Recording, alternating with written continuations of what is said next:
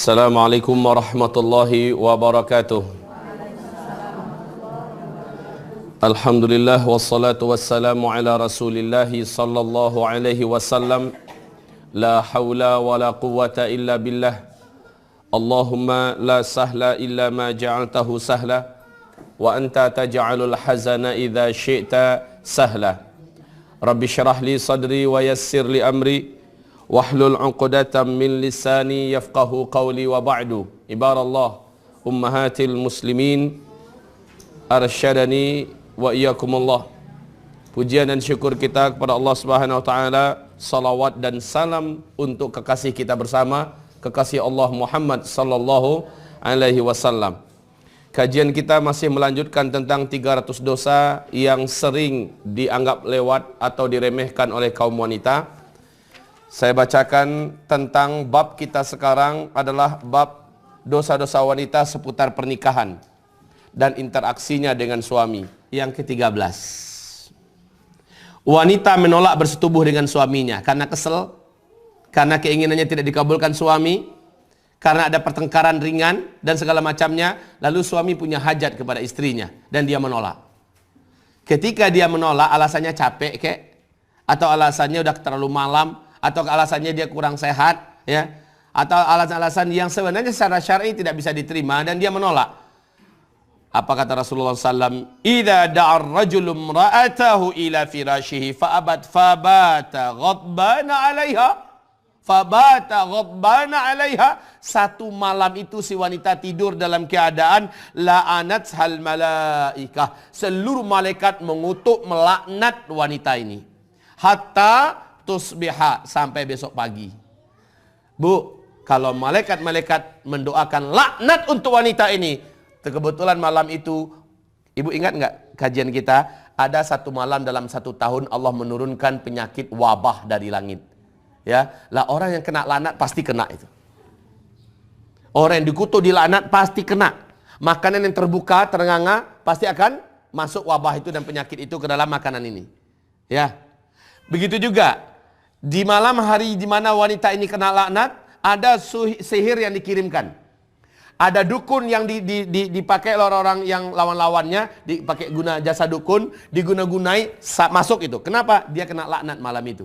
Yang melaknatnya adalah orang yang paling makbul doanya. Malaikat, bu, doanya paling makbul. Kenapa? Kata Rasulullah SAW, orang yang tidak pernah berdosa, lalu dia berdoa, pasti Allah kabulkan. Malaikat pernah buat dosa enggak? Tidak. Sementara malaikah jamak daripada malak. Berarti bukan hanya satu malaikat yang mendoakan laknat untuknya, tetapi malaikat-malaikat yang banyak mendoakan kelaknatan atasnya. Wal'iyadzubillah. Jangan sampai menolak jika alasannya memang tidak syar'i. Taib.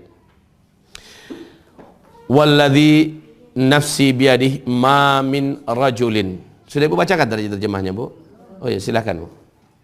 Apabila seorang suami mengajak istrinya ke ranjang, namun istrinya tersebut menolaknya, lalu suaminya tidur dalam keadaan marah kepada dirinya, maka para malaikat akan melaknatnya hingga pagi, sampai hingga pagi hari. Naam. La haula wala quwata illa billah. Barusan ini yang Ibu dengarkan adalah hadis Sahih Bukhari dan Muslim. Sebaliknya gimana, Ustaz? Sebaliknya bagaimana? Tidak ada kewajiban suami untuk memenuhi keinginan. Nah, tidak ada, tapi kewajiban istri ada. Ya, kalau istri yang minta suami nggak mau, maka tidak ada dosa atas suami itu. Ya. Dalam Sahih Imam Muslim dari hadis Abu Hurairah radhiyallahu anhu, ia berkata, Rasulullah SAW bersabda, cuma bu, suami ini terhitung zalim apabila si wanita masih normal. Wanita ini masih normal dan dia pun meminta normal. Kalau nyu minta sehari 5 kali, baru nyu menolak, wajar. Tapi wanita minta pokoknya sekali seminggu, 2 kali seminggu, ini masih normal, ya, atau sekali sehari lah. Sebenarnya ini masih normal. Wanita istrinya normal, ya. Kalau sempat laki-laki ini tidak menunaikan kepada kewajibannya pada istrinya, ini kan hajat istri.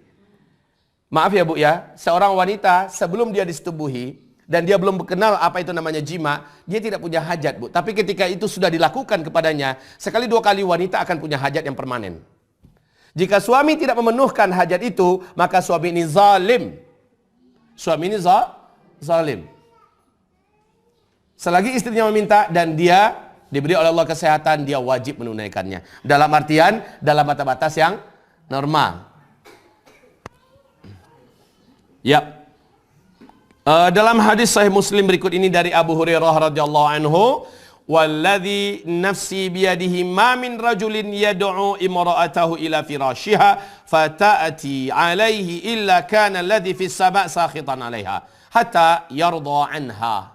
Artinya, demi zat yang jiwaku berada dalam genggamannya, tidaklah seorang suami memanggil istrinya keranjang, lalu istrinya tersebut merasa enggan kepada suaminya, melainkan dia berada di atas langit itu akan murka kepadanya hingga suaminya tersebut ridha terhadap dirinya. ya, sampai suami itu ridho kepada dirinya. Bagaimana cara ridhonya? Kata Rasulullah SAW, engkau lakukan apapun yang bisa membuat suamimu tersenyum lagi kepadamu. Engkau buat apapun yang membuat suamimu ridho lagi kepadamu. Lakukan apapun, selagi itu bukan maksiat pada Allah Subhanahu wa ta'ala. Baik ibu-ibu, limit terakhir suami wajib memberikan nafkah pada istrinya, kalau menurut konsep Umar bin Khattab radhiyallahu anhu, sekali dalam 4 bulan. Makanya kemarin kalau ada pertanyaan, siapa yang bertanya kemarin? Bagaimana kalau sang suami kerjanya itu orang kapal, pulangnya sekali 6 bulan, sekali setahun, kesian sekali ini istri ya. Nah, pulangnya sekali-sekali begitu. Sementara istri muda, dia tinggalkan, mentang-mentang istrinya beriman, pasti tidak akan berzina, tetapi apa yang dilakukannya apakah bukan penyiksaan pada istri? Hah? Maka wajar dan pantas kalau calon istri ini menolak dari awal. Walaupun laki-laki ini laki-laki soleh, dia tolak dari awal. Saya tidak akan sanggup. Kamu tinggalkan lebih daripada 4 bulan. Kan dia belum punya pengalaman seks. Walaupun belum punya pengalaman, akan tetapi dia sudah membaca bahwa wanita itu maksimal hanya boleh ditinggalkan, tidak boleh lebih dari 4 bulan.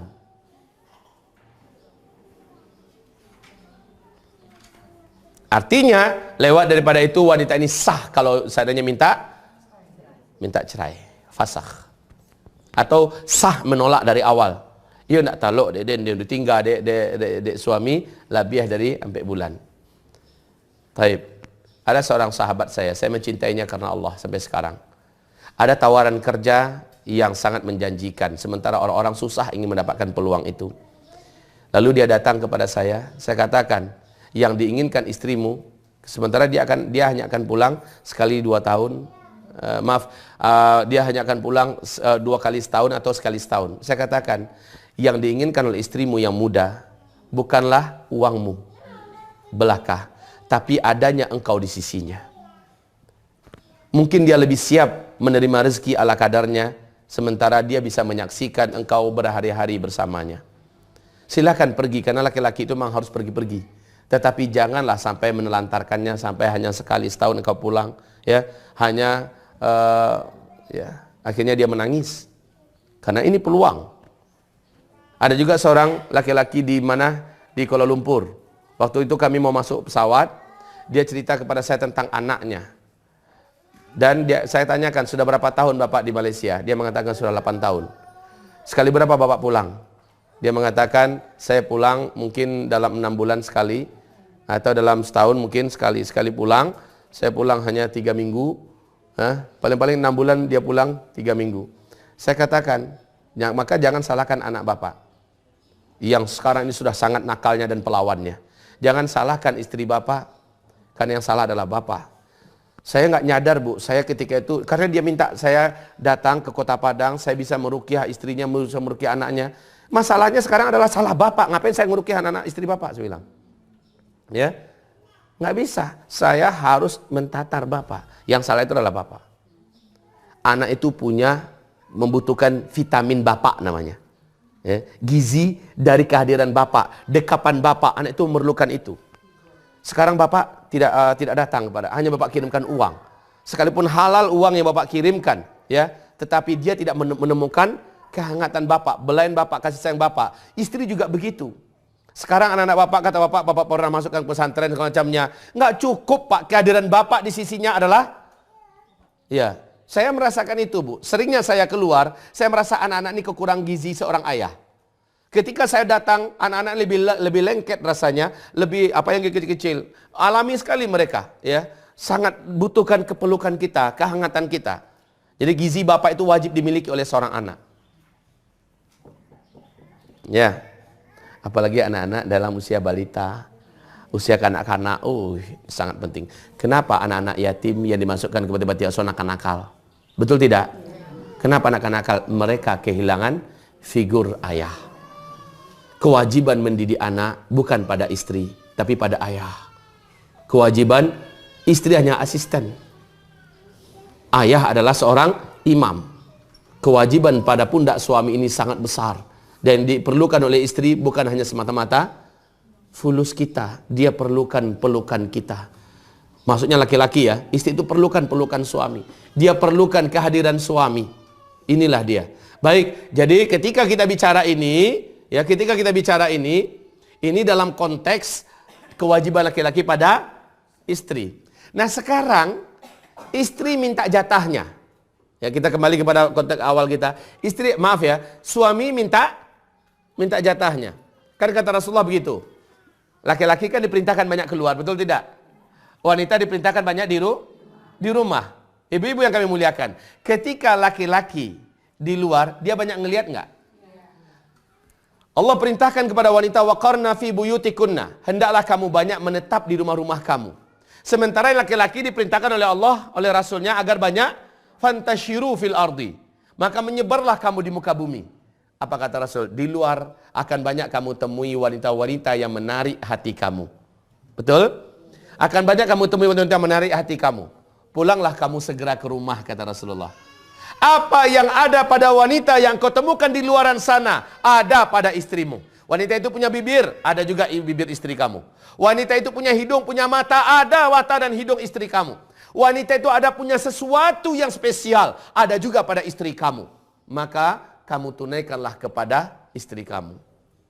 Ternyata pulang-pulang ke rumah istri nolak. Sementara dia membara di luar. Dan dia tidak mau bermaksiat kepada Allah Subhanahu wa taala. Dia pulang ke rumah minta agar istrinya yang menolongnya. Istri menolak. Ini adalah sebuah maksiat. Ini adalah sebuah dosa. Taib. Rasanya wanita-wanita awam, wanita-wanita jahiliyah yang dengan berani mengatakan, nggak mau, saya lagi capek. Kamu nggak lihat kerjaan saya seharian ini. Pulang-pulang kamu sudah minta dilayani pula. Besok-besok nanti, kalau kamu mau sewakan hotel, kita istirahat seharian. Masya Allah, istri macam apa yang kayak gini nih? Hah? Dia punya harga tawar dengan suaminya. Kalau nggak mau, ya dari awal saja nggak usah nikah dengan dia.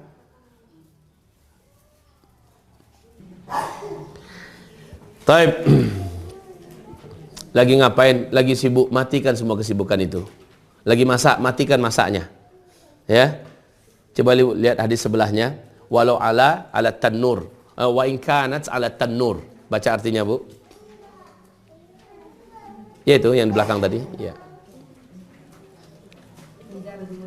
Ya, apabila suami memanggil istrinya untuk memenuhi kebutuhannya, maka hendaklah ia memenuhinya, sekalipun saat itu ia sedang sibuk di dapur. Walaupun suami ketika itu, istri ketika itu sedang masak, atau dia seorang penjahit punya sedang enak-enaknya menjahit, sedang enak-enaknya menjahit, atau dia sedang apalagi sedang nonton yang begitu santainya. Masak itu kan tidak boleh ditinggalkan kalau sedang masak, enggak.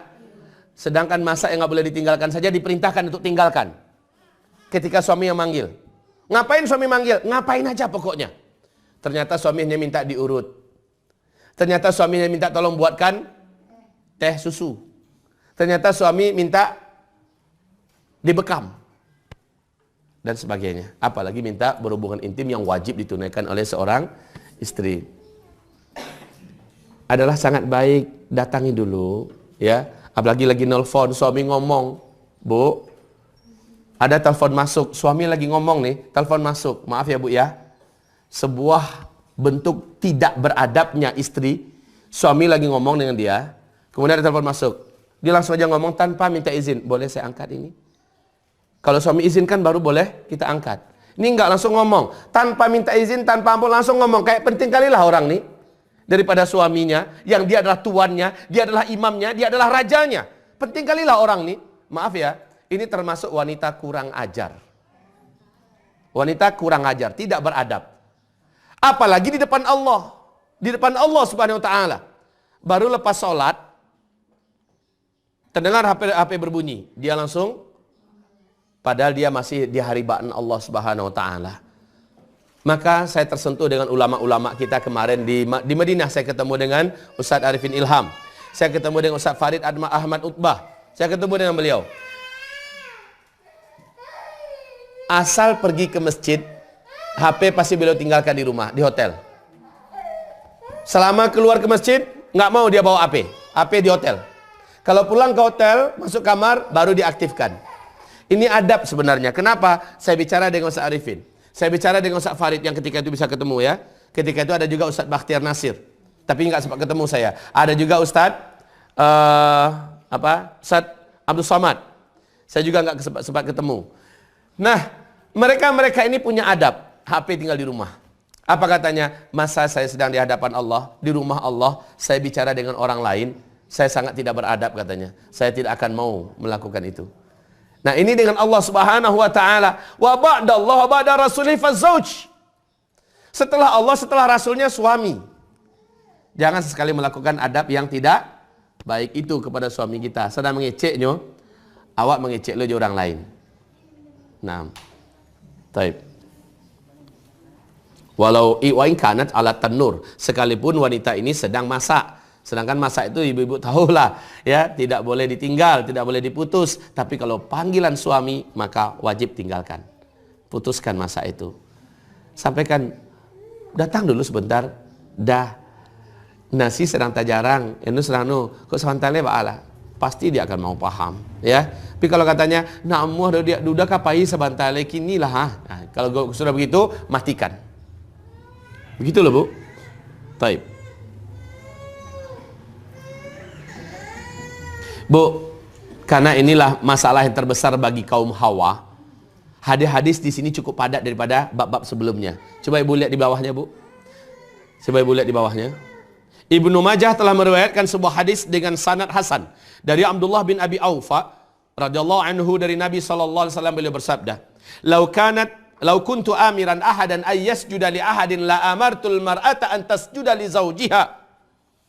Walladhi nafsu Muhammad bin yadihi la tuaddi al mar'atu haqqa rabbiha hatta tuaddi haqqa zawjiha walau sa'alaha nafsaha wa hiya ala qatabin lam tamna'hu." Artinya, seandainya aku boleh menyuruh seorang bersujud kepada manusia, niscaya aku perintahkan seorang istri untuk bersujud kepada suaminya. Tidak boleh yang lain. Kalaulah saya dibenarkan oleh Allah memerintahkan orang sujud pada orang lain, aku akan perintahkan setiap istri sujud kepada suaminya. Cuma itu. Yang lain nggak boleh. Seorang rakyat sujud pada rajanya, nggak boleh. Berarti suami lebih tinggi posisinya dari seorang raja. Tapi sujud itu tidak dibolehkan kecuali hanya kepada Allah. Artinya kalau semua boleh, hanya istri yang boleh sujud pada suami. Terus? Demi zat yang jiwa Muhammad berada dalam genggamannya, tidaklah seorang wanita memenuhi hak Allah atas dirinya hingga ia memenuhi seluruh hak suaminya. Masya Allah. Apa maksudnya? Belum dianggap wanita ini memenuhi kewajiban-kewajibannya kepada Allah sampai dia memenuhi kewajiban-kewajibannya pada suaminya. Begitu. Makanya Bu, seorang wanita sebelum dia menikah, dia merdeka. Tapi ketika dia sudah menikah, kata Rasulullah, dia sudah merelakan dirinya masuk dalam kerangkeng perbudakan. Bahasa hadis ini kasar memang ya. Maknanya apa? Seorang wanita bukan lagi miliknya ketika dia sudah menikah. Dia sudah menjadi milik suaminya. Ketika dia sudah menikah, dia sudah tidak boleh kemerdekaan untuk dirinya. Karena kemerdekaannya sudah diserahkannya pada suaminya. Makanya hati-hati milih suami. Supaya jangan dapat suami yang otoriter. Jangan dapat suami yang zalim. Jangan dapat suami yang jahat, yang fasik. Di mana istri akan tersiksa hidup bersamanya. Pilihlah suami yang soleh, yang bijaksana. Suami yang lembut, suami yang terkenal dengan tanggung jawabnya. Maaf ini ibu ya. Maka di kalangan para salaf, menilai seorang suami itu dia lihat bagaimana setelah dia beristri. 1, 2 kelihatan, maka dia percayakan anaknya untuk jadi istri yang ketiga. Setelah dia lihat, oh ternyata dia tipe yang bagus. Kelihatan kok, terbukti. Masya Allah, hamba-hamba Allah yang kami muliakan, ini dikubur hidup-hidup zaman sekarang yang disebut dengan poligami. Ya, pada poligami salah satu cara untuk mengetahui laki-laki ini baik atau tidak. Lihat dulu, beristrilah dia. Baik nggak dia pada istrinya? Karena kata Rasulullah, sebaik-baik laki-laki di antara kamu adalah yang paling baik pada istrinya. Nah itu loh. Kalau udah kelihatan dia baik pada istrinya, lihat bagaimana dia dengan mertuanya. Lihat bagaimana dia dengan sepupunya, dengan iparnya, bagaimana dia dengan masyarakatnya. Udah kelihatan, maka dia merasa tenang menitipkan anak gadisnya kepadanya. Udah teruji maksudnya. Ya, lanjut.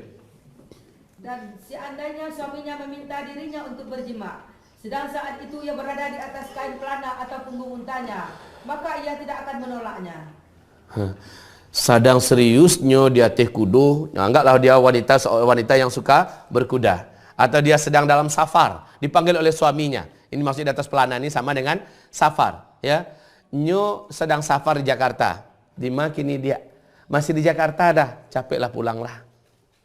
Udahlah di Pekumbuah kini, ya. Pulanglah capek. Tapi masih 3 hari leda, udah para lu kini. Pulanglah sayang. Pulanglah, dia wajib. Alun selesai le, besok penandatanganan dah. Nanuda aku umpamanya, besok lu dah kapai. Nak doa katu oleh sayang. Kinilah. Pulanglah dia dulu kini, besok pagi tabang balik, udah hantar ke airport. Sambil-sambil juga udah pergi sekali ke airport. Kan artinya kalau suami bijaksana dia akan cepat memberikan solusi. Baik. Sampai begitu loh ya. Sedang safar pun, ibu lah sedang di tengah jalan ke Bukit Tinggi, wah ke Balanjo, wah. Sedang tengah jalan baru suami ternyata pulang dari kantor. Ternyata ada sesuatu yang mengganggunya di kantor sehingga dia ingin selesaikan itu segera di rumah. Ya, dalam artian kebutuhan biologis. Dia kontak istrinya, sedang di mana? Masih di jalan dah. Baliklah pulang sebentar. Besok saja ke Bukit Tingginya. Pulang bu, pulang. Sampai begitu loh. Kalau tidak usah bersuami. Kalau kalau lai kapan nuri mode itu bersuami lah. Tapi kalau indaknya jadi kau pupuk api neraka juga sudahnya bu. Ya, kita akan menjadi penghuni api neraka kalau seandainya kita dipanggil suami kita tidak mau. Taib. Ya dia harus mengatakan pada suaminya dia sedang haid, ya. Dan kalau istri-istri Rasul itu punya pakaian khusus bu. Kalau dia pakaian itu berarti suaminya langsung paham, istriku sedang datang bulan.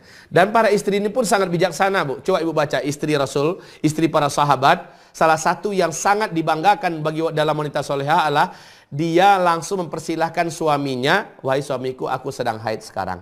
Jika engkau memerlukan hajat biologis, aku izinkan engkau untuk datanglah istrimu yang lain. Ini bu, ini hanya ada dalam dunia ta'adud zaujat. Ini hanya ada dalam dunia ta'adud zaujat. Yang dijalani Rasul, yang dijalani para sahabat, yang dijalani para tabi'in, tabi'in dan seterusnya. Dia perkenankan suaminya, datanglah salah satu di antara istri yang engkau inginkan, ini sedekahku. Pulanglah, pergilah. Nanti setelah selesai, kembali dia kepada istrinya. Ini ada ya, ada dalam Islam, ada konsepnya, ada fikihnya. Lanjut bu. Ithnani la tujawizu salatahuma ru'usahuma abdun abiqun min mawalih hatta yarji'a ilahim wa imra'atun asad zawjaha hatta tarji'. Dua golongan yang salat, keduanya tidak akan melampaui kepala mereka. Salatnya itu tidak naik, hanya sebatas di badannya saja. Salatnya sampai ke arasy Allah, tidak akan diterima oleh Allah. Siapa yang dua orang ini? Satu. Budak, yakni budak yang melarikan diri dari tuannya hingga ia kembali. Selama dia masih melarikan diri dari tuannya, maka solat dia. Solat yang tiang agama saja tidak naik dari tubuhnya, artinya nggak diterima oleh Allah, apalagi yang lain-lain. Budak loh ya, yang melarikan diri. Jadi harus gimana? Dia harus balik ke tuannya.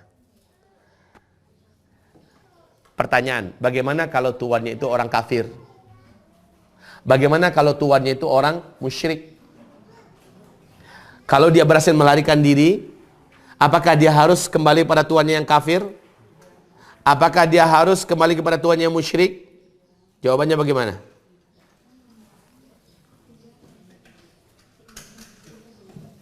Jawabannya bagaimana? Dia udah bisa melarikan diri nih.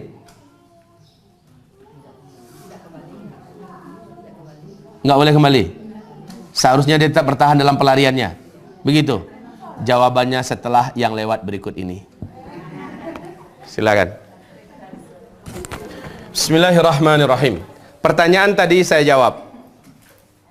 Kalau dia lari dari majikannya yang kafir, dia lari dari majikannya yang musyrik, apakah dia kembali kepadanya? Jawaban yang benar adalah jika kembalinya tidak mengancam nyawanya dan tidak mengancam agamanya, dia wajib kembali. Tapi kalau dia kembali, nyawanya pasti terancam, dia dibunuh atau dia disuruh murtad, maka dia tidak boleh kembali. Terjawab ya? Sudah, begitu caranya. Dan kalau majikannya muslim, wajib kembali, nggak ada alasan. Wajib kembali, walaupun dia akan dibunuh oleh majikannya. Walaupun dia akan dibunuh oleh majikannya. Dosa tanggung oleh majikan dan dia syahid. Paham? Baik hamba-hamba Allah yang kami muliakan, demikian. Nah, uniknya hadis tadi tentang seorang budak yang lari dari majikannya, ibadahnya tidak diterima oleh Allah, kenapa disejajarkan dengan berikutnya, Bu? Baca terjemahan berikutnya. Kenapa disejajarkan? Dan wanita yang bermaksiat kepada suaminya, hingga ia kembali kepada suaminya tersebut. Disamakan. Ada wanita yang lari dari suaminya. Inyo yang lari meninggalkan rumah. Ditinggalkannya rumah, ditinggalkannya suaminya. Dia pulang pada rumah orang tuanya atau lari kemana kek pokoknya. Ya, maka selama itu ibadahnya tidak naik, doanya tidak naik, dan dia dalam keadaan dikutuk oleh Allah Subhanahu wa taala dengan kutukan para malaikat. Ya. Ya, kalau suaminya menzalimi, maka dia harus diproses. Bukan caranya lari. Maaf, kalau seandainya suami itu sudah melafazkan terang-terangan membunuh dan dia pasti akan membuktikan, maka dia lari. Ini halal. Ya, ini halal. Larilah ke tempat yang aman dan selamat, kemudian diproses. Proses apa? Mungkin mengajukan fasakh. Suaminya memaksa, kamu harus lepaskan jilbab, kamu tidak boleh lagi puasa, kamu tidak boleh lagi sholat umpamanya. Maksiat yang disuruhnya. Atas nama lari seperti itu, lari dalam rangka melindungi agama. Ini boleh. Paham? Suami menyuruh kita, ya, agar saya ada tamu nanti dari Kanada, 3 orang, kamu selayani mereka selama 1 minggu. Lalu kita lari, halal. Karena suami menyuruh kita bermaksiat kepada Allah Subhanahu wa taala. La ta'ata li makhluk fi ma'siyatil khaliq. Tidak boleh taat pada makhluk manapun dalam rangka untuk bermaksiat kepada Sang Pencipta. Ya. Kalau karena dia mendengar asutan orang, terus dia mulai membunuh istrinya dan itu sudah dilakukan dan dilapaskan, seorang istri langsung lari untuk meninggalkan suaminya, itu berdosa istrinya. Kan udah saya jawab tadi. Ya, saya sudah jawab. Dalam rangka menyelamatkan diri, ya, karena suami sudah mengancam dan tipe orang kayak suaminya ini mungkin bisa melakukannya, kita boleh lari. Ya, kita boleh melakukan meminta perlindungan diri. Sama dengan budak tadi juga. Kalau dia tahu majikannya akan membunuhnya, dia tidak tidak usah pulang. Baik. Insyaallah, insyaallah. Karena ada alasan, ada uzur syar'i yang bisa diterima. Ya.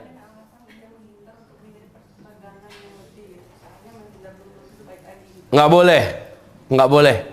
Seharusnya seorang istri ketika dia bersitegang dengan suaminya, istri dalam posisi itu harus banyak diem. Jangan diladeni, jangan dilawan. Ya, kau mengecek suami, mengecek lo, mengecek suami, mengecek awak, ya kan? Awak tahu temperamen suami tidak mau dijawab. Banyak suami yang begitu kan, nggak mau dijawab, manjawek juga kau lagi. Ya kan? Diam kenapa sih? Ayahanda kandung saya yang sekarang masih hidup, apakah salah satu keistimewaan ibunda kandung saya yang melahirkan kami kakak beradik, keistimewaannya yang tidak pernah dia lupakan seumur hidupnya, dan ini sangat berarti baginya. Ayah saya ini kan temperamen orangnya, pemarah, ya. Ibunda saya ini kalau nyuniu kok, ibu ambo kan buya setinggi kok de uminya. Tenaga umi ko dorom ciet nyangke ko tenaga umi ko almarhumah. Sabana takut orang jo umi ko. Berusaha orang jo umi nak laki-laki nan je simpai itu tati lantang orang tu. Buya randahnya bisa dilipik-lipik di umi tu. Iya, ini Buya yang cerita nih, ayah Anda yang cerita. Tapi kalau Buya sudah marah, Umi ini diam. Dia diam, dia tunduk. Paling-paling dia hanya nangis. Menjadikan Buya langsung calling down. Ya, semarah-marah apapun Buya, ya, Umi pasti diam. Dia diam saja. Dia diam, tidak mau membantah, tidak mau menjawab. Kalau disuruh dia cepat mengerjakan. Apa kata Buya? Inilah satu-satunya istri yang paling dalam di hati. Dia tidak menjawab, dia tidak membantah, dia tidak melawan. Ya, Masya Allah. Tapi kalau dilawan, suami temperamen, suami marah, dilawan, dibantah, makin jadi. Ya, makin jadi. Ini rumah tangga akan di ujung perceraian.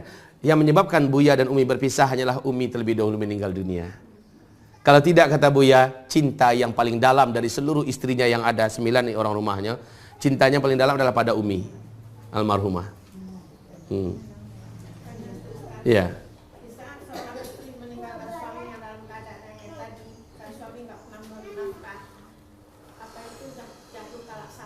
Enggak, istri harus mengajukan fasakh ke pengadilan. Ya, dia harus minta untuk mundur dari pernikahan. Nah, syaratnya itu diterima secara otomatis oleh pihak pengadilan apabila sang istri memulangkan balik maharnya kepada suami. Maka setelah itu dia lepas. Ya. Ya. Nah.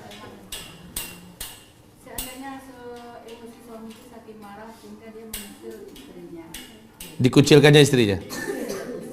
Diusirnya istrinya. Ya, terus? Iya, harus patuh. Dia harus pergi. Dia harus pergi. Istri ini ketika kalau disuruh keluar oleh suaminya, dia harus pergi. Dan statusnya masih sebagai seorang istri selama dia tidak melafazkan kalimat talak untuk istrinya. Pulang kau. Pergi kamu ke rumah ibumu. Ya, kalau begitu katanya, selama belum dia lafazkan kalimat talak, maka kita tetap masih sebagai istrinya. Ya, kita tunggu.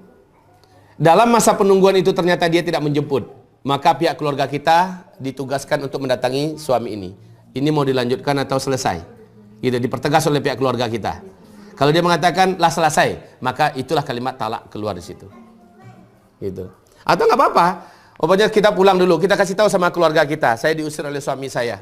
Maka pihak keluarga kita datang, bukan datang ajak cakap, ya, datang untuk konfirmasi, untuk apa? Konfirmasi ya, untuk tanyakan seperti apa sebenarnya, masalahnya seperti apa, apakah ini akan bisa diperbaiki atau tidak dan sebagainya. Oh, kata suami, saya minta waktu dalam beberapa bulan ini untuk berpikir lagi apakah ini akan diteruskan atau tidak. Ya, kita kasih waktu. Selama itu anak ponakan kita tetap sebagai istrinya. Ya.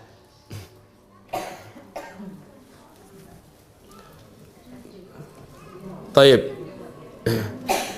Jadi ada dua tadi, budak yang lari satu, yang kedua budak yang lari satu, yang kedua wanita yang istri yang lari. Dua-duanya disejajarkan sama, disejajarkan sama. Inilah dia posisi sebenarnya, maaf ibu-ibu, antara budak dengan istri. Sekali lagi saya ulangi, antara budak dengan istri posisinya sama. Tersinggung, Bu? Agar ibu pasti mengetahui kedudukan ibu sebagai seorang istri rumah tangga itu sebagai apa? Diposisikan oleh Allah dalam Islam ini sama dengan budak. Karena dia sudah dimiliki, diakad nikahi. Sejak hari itu bukan lagi ayah yang bertanggung jawab. Ayah memerintahkan, suami memerintahkan, wajib perintah suami yang dinomorsatukan. Begitu loh. Ibunda yang 3 kali lipat daripada ayah pun tidak boleh didengar ketika suami yang, cuma syaratnya nanti ada berikutnya, yaitu apa? Mentaati suami dalam bermaksiat kepada Allah. Ini juga maksiat. Pokoknya suami mengatakan, mulai hari ini setelah kamu jadi istri saya, kamu tidak boleh lagi berhubungan dengan bapak dan emak kamu. Ini jelas maksiat. Tidak boleh kita patuhi. Kita wajib tak berhubungan dengan orang tua kita. Kalau ternyata itu akan menyebabkan kita diceraikan oleh suami kita, itu lebih baik. Karena bermaksiat kepada Allah haram hukumnya, walaupun dalam rangka mentaati suami. Makanya sekali lagi pilih suami hati-hati. Carilah orang yang kuat agamanya, mulia akhlaknya. Pasti dia tidak akan mengajak kita kepada maksiat. Ya. Bu, kita baca lanjutan terjemahan hadis di belakang, Bu. Ini juga keren, Bu. Hadis yang di sebelahnya ini, di belakang ini, Masya Allah, ya, dari Mu'adz bin Jabal radhiyallahu anhu, ia berkata, Rasulullah sallallahu alaihi wasallam bersabda. Tafadhal. Tidaklah seorang wanita menyakiti suaminya di dunia. Simak ini baik-baik. Ibu-ibu yang kami muliakan, wahai para pemirsa Uzma TV dimanapun Anda berada. Simak ini baik-baik. Tidaklah seorang istri yang menyakiti suaminya di dunia, yang menyakiti perasaan dan hati suaminya di dunia. Terus? Kecuali akan berkata istrinya dari kalangan bidadari. Jangan engkau sakiti ia. Setiap kami, Bu. Wah, kami ya. Setiap kami yang laki-laki muslim, laki-laki beriman di muka bumi ini, kami sudah punya istri dalam surga, Bu. Kami sudah punya istri dalam surga. Sudah Allah persiapkan. Istri-istri kami ini tergantung amal kami di dunia. Makin hebat amal kami, makin Allah tambahkan untuk kami istri kami di surga. Sudah standby. Dan setiap kita, saya dan ibu, semua laki-laki dan wanita yang beriman pada Allah, hari ini sudah ada rumah-rumah ibu, istana-istana ibu di dalam surga. Seperti kami. Tapi ibu belum tentu dapat suami. Kalau ibu jadi ratu bidadari surga, suami ibu yang di dunia akan menjadi rajanya, akan dipertemukan Allah kembali. Kalau ibu ternyata suaminya masuk neraka dan tidak mungkin diselamatkan dari neraka, Allah akan nikahkan ibu dengan seorang lelaki yang istrinya di dunia tidak lagi masuk surga. Jadi istilahnya janda dan duda saling Allah pertemukan. Ya, cuma dalam kondisi yang paling sempurna. Ya, tapi kami yang laki-laki punya bonus dari sisi Allah. Kami disiapkan oleh Allah istri-istri dari para bidadari. Berapa banyak jumlahnya? Berapa hebat amalan kami di muka bumi ini kami lakukan untuk Allah Subhanahu wa taala. Nah, apa kata para calon-calon istri kami dari kalangan bidadari itu ketika kami disakiti oleh istri-istri dunia kami? Apa kata para bidadari ini? Silakan lanjutkan, Bu. Jangan engkau sakiti ia. Semoga Allah melaknatmu. Marah calon-calon istri kami yang di dalam surga. Jangan kau sakiti suami kami. Marah dia, ternyata dia nonton kami, Bu. Dia nonton kami. Dia lihat kami. Uniknya, Bu, dia tidak punya rasa cemburu kalau memang suami itu melakukan cinta dengan istrinya yang di dunia. Istri kami yang di surga nggak cemburu. Dia hanya marah ketika suaminya disakiti oleh istrinya di dunia. Disitulah marahnya dia. Benar-benar pencinta sejati itu, Bu.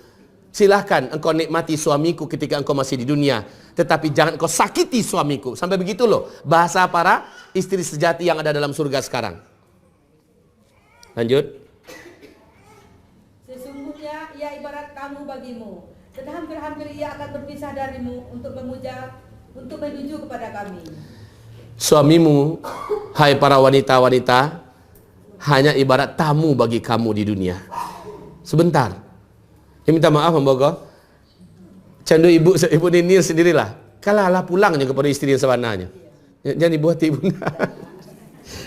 Lah pulangnya kepada suami istri-istrinya yang sebenarnya. Nah ibu-ibu, suamimu hanya tamu bagimu. Jangan kau sakiti suami-suami kami. Tetapi kalau seandainya ibu pandai menjadi seorang istri, ibu akan menjadi ratu mereka nanti. Mereka yang akan melayani ibu. Dan pada saat itu suami tidak butuh lagi dengan mereka, karena kecantikan ibu 70 kali lipat daripada bidadari-bidadari yang ada dalam surga. Subhanallah. Masya Allah ya. Ibu jangan cemburu dari sekarang. Banyak laki bini laki dan kau nanti di surga. Kalau ibu lah masuk surga ibu, Bu, bosobok ibu balik je suami ibu itu, kemudian ibu bidadari dalam surga yang ada. Wajah ibu-ibu nama dia gini kau tak ada dalam surga tu. Nak laku dah. Pakai jirawik, pakai hidung pesek. Pakai gaik-gaik lo tu. Gigi cerah, gigi. Ibu mau celia dalam surga enggak ada kakek ibu ni enggak ada. Ibu telah dijadikan oleh Allah sebagai makhluk yang seluruh bidadari surga cemburu melihat kecantikan ibu. Subhanallah. Ya. Ya. Bagaimana kalau suami ini tidak melakukan kewajibannya kepada istri, maksudnya membiayai kehidupan istrinya gitu. Jadi istrinya lagi di keluarga dan karena istrinya dapat istri itu, di istrinya itu kasar sama suaminya. Tetap istri ini maksiat pada Allah. Walaupun suaminya tidak memberikan nafkah, dia punya hak untuk mundur dari suaminya. Tapi ketika dia tidak mundur dari suaminya, dia menafkahi, dia tetap wajib memuliakan suaminya sebagai rajanya. Faham?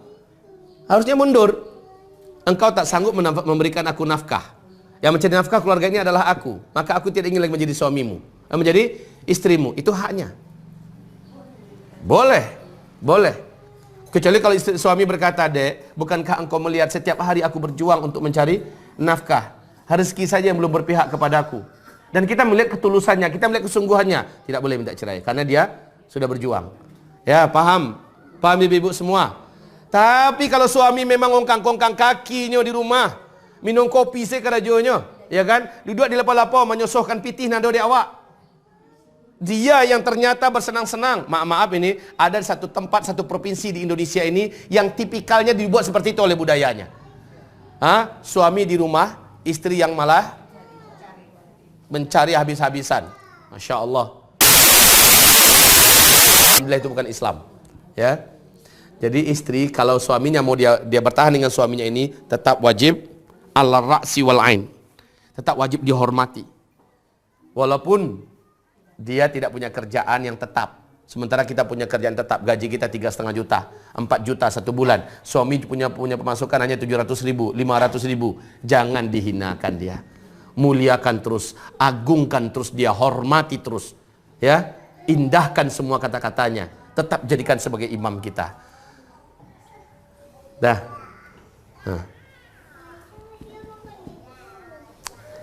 Ada pertanyaan yang lain? Tidak ada. Lanjut di bawahnya. Innal mar'ata tuqbilu fi surati syaitan. Nah, ibu-ibu, ini masalah bara syahwat yang menyala di dada seorang lelaki yang beristri. Laki-laki, Bu, syahwatnya sangat mudah menyala, beda dengan wanita. Ya, saya ulangi sekali lagi. Laki-laki, Bu, syahwatnya sangat mudah menyala, beda dengan wanita. Syahwat laki-laki ini, ibu-ibu yang kami muliakan, standarnya laki-laki di muka bumi Allah ciptakan itu 4 kali lipat wanita. Jangan salah-salah loh, Bu, ya. 4 kali lipat wanita. Seluruh laki-laki secara fitrahnya syahwat laki-laki itu dikali lipat oleh Allah 4 kali lipat daripada wanita, dan dia mudah menyala. Ketika diperintahkan oleh Allah, fantashiru fil ardi, menyebarlah kamu di muka bumi, maka banyak yang akan dilihatnya. Apalagi di zaman fitnah ini, di zaman jahiliyah ini. Pergi ke pasar, banyak wanita-wanita yang membuka aurat. Pergi ke airport, semua rata-rata kayak bintang binatang yang berjalan. Ya, pergi kemana-mana, banyak betul yang akan membuat syahwatnya terpancing. Siapakah yang bisa memadamkan syahwat ini? Sakan itu siapa? Sakan itu adalah istri. Nisa'ukum sakanun lakum. Wanita-wanita kamu, istri-istri kamu adalah sakan untuk kamu. Sakan itu apa artinya, Bu? Tempat tenang, tempat untuk tenang. Ya, sakan itu tempat untuk tenang. Dibawa ke rumah, bara tadi, bawa api namanya lo tadi, tenang langsung. Sakannya adalah istrinya. Nah, ketika dia datang ke rumah, ternyata istri tidak melaksanakan fungsinya, makanya Allah marah, makanya malaikat marah. Kalau sempat penolakan ini menyebabkan suami terperosok kepada perselingkuhan, karena dia tidak mampu lagi, tidak tahu lagi kemana harus menyalurkan, suami berdosa, istri pun ikut berdosa. Nah, la haula wala quwata illa billah. Jadi ibu yang kami muliakan, ini hadis yang di bawah. Para laki-laki kalau keluar, Bu, dia akan menemukan banyak wanita. Di wajah wanita itu ada setan, dan maaf, di dada wanita itu ada setan, maksudnya payudaranya. Kemudian di pinggulnya juga ada setan. Fi surati syaitan, di mana setan datang menjelmakan kepadanya keindahan. Maaf sekali lagi, bagaimana bentuk dibayangkan oleh setan kepada laki-laki. Bagaimana bentuk-bentuknya? Nah, coba ibu baca hadisnya. Sesungguhnya wanita itu tampak dari depan dalam bentuk setan, dan dari belakang dalam bentuk setan. Maaf, ibu jangan salah sangka loh ya dengan hadis ini. Nanti ibu akan marah pada Rasulullah SAW. Makanya perlu diterjemahkan oleh para ulama dan para ahli hadis. Maksudnya adalah syaitan itu, di hadis yang lain, setan itu mendatangi wanita dan menyebabkan wanita itu cantik di hadapan laki-laki dari depan wajahnya. Wajahnya dan bentuk daripada tubuhnya. Terus dari belakang, pinggulnya dinampakkan. Dibayangkan bayang-bayangan oleh setan itu macam-macam. Ya. Makanya ibu-ibu kita itu diperintahkan untuk berbaju longgar, tebal dan longgar menutup aurat. Supaya halusinasi yang bisa didatangkan syaitan itu tertutup dengan berkahnya pakaian-pakaian oleh wanita. 2 malam yang lalu istri saya bercerita. Mana istri saya, Aisyah? Dia cerita betapa dia sudah berusaha memakai pakaian yang islami di Banda Aceh. Tetap saja di Buroni dikejar-kejar oleh laki-laki di sana waktu kuliah. Sementara dia lihat orang-orang yang bercadar dengan pakaian tebal dan betul-betul dihormati, disegani oleh orang. Syaitan susah untuk membayangkan bayang-bayangan yang ini kepada laki-laki pada umumnya. Jadi orang-orang bercadar, Bu, ibu lihat di YouTube, di Eropa, di Amerika, di mana-mana, orang bercadar betul-betul tidak mau diganggu. Maksudnya orang lain nggak mau mengganggunya. Inilah yang Allah maksudkan dalam Al-Quranul Karim. Sesungguhnya yang demikian itu adna, lebih jauh kemungkinan kamu untuk ayyudaina, kamu untuk disakiti. Orang bercadar lebih jauh kemungkinan beliau untuk disakiti, Bu. Subhanallah. Setannya dengan keberkahan cadar itu, dengan keberkahan pakaian muslimah, tidak pun bercadar tapi full pakaian muslimah, insya Allah dia jauh lebih jauh dari setan. Setan sulit untuk mengotori pikiran orang, khususnya laki-laki, Bu. Ya. Terus apabila salah seorang dari kalian melihat seorang wanita, maka hendaknya ia segera mendatanginya atau menyetubuhi istrinya, karena yang demikian itu akan meredam gejolak dalam dirinya. ya, selesai. Inilah dia beberapa maksiat dan dosa kaum wanita yang sering diremehkan oleh kebanyakan wanita-wanita. Semoga setelah mendengarkan uraian ini ada perubahan dalam rumah tangga kita, dalam kehidupan kita. Kita cukupkan sampai di sini. Ingat, Rabu yang akan datang pengajian kita spesial. Ya, kita mulai dari jam 9 kita bertolak dari sini melakukan semi wisata di Al-Hufaz Sport Center kita di An-Nabawi. Insyaallah taala. Dari jam 9 ya, Bu ya. Kita kumpul di sini, kita naik mobil, yang bawa mobil bawa kawan-kawannya, yang lain kita akan charter bawa makanan ya, di mana kita akan saling makan bersama nanti selepas pengajian di situ.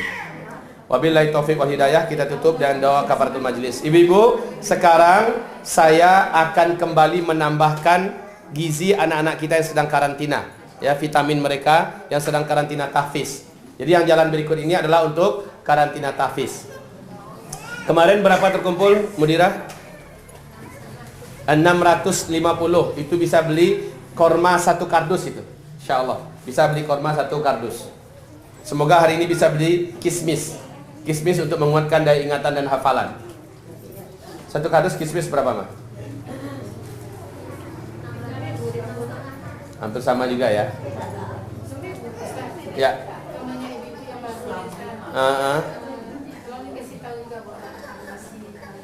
Apa?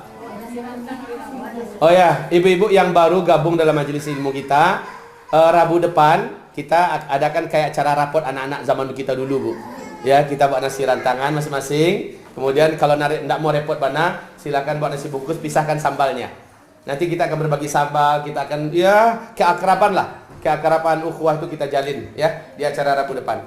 Asyhadu an la ilaha illa anta astaghfiruka wa atubu ilaika. Wassalamualaikum warahmatullahi wabarakatuh.